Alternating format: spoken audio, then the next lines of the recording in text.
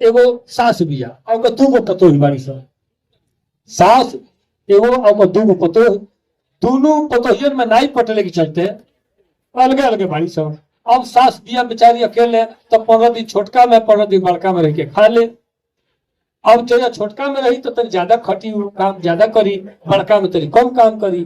संजोग से एक दिन ऊख छिले खाते उखियारी में हम गई, बड़की पतोहिया और ससुरी गई से ऊख छिले खाते। तो हम कम उखिए से बड़की पतोहिया खोदल होता दू पर काट के उखिए छिलत रहनी। उखिए तो खोदल तो तकने तो बात ये बाबा देखा तनी हमारी में रहे ले तो खाली खा ले आ कहरे ले। आ छोटका में बिया तेजा से हो चले ऊख काट के गोलिया बिया करा कीड़ा पड़ी। बड़की पतोहिया कहती है। अब ये कहला कि साथे बुढ़िया सुन गई। अब गासी उठौल तोर मांग फाड़ दे, कहे तोर मांग फाड़ दे।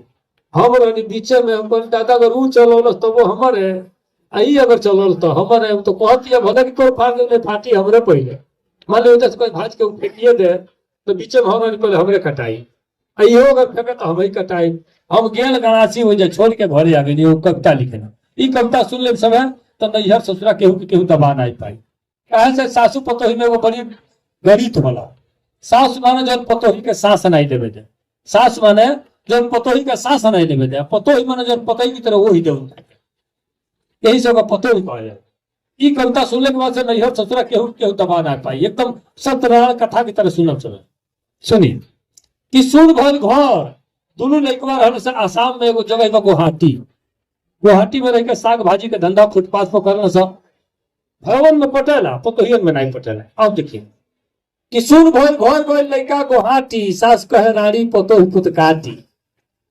दूगो पतोही एगो सास मर के की, दूगो पतोही एगो सास मर के की, केकरा के छोड़ी या केकरा के छेकी। पलटा या करछुल लड़ाई में टूटे, लड़े के आदत न एकनी के छूटे। आ छोटकी में खाई तो बड़की उलाटी, छोटकी में खाई तो बड़की उलाटी। सास कहे रानी पतोही पुत काटी, अपना के दाल भात बुढ़िया का रगरा, रगरा मरचा नमक के, अपना के दाल भात बुढ़िया का रगरा। सूती उठी होके पतोहियन में झगड़ा, आ टेढ़ होके अंगूरी, हाथ लगे नाचे। आ बेटा भतार के चबाली से काचे।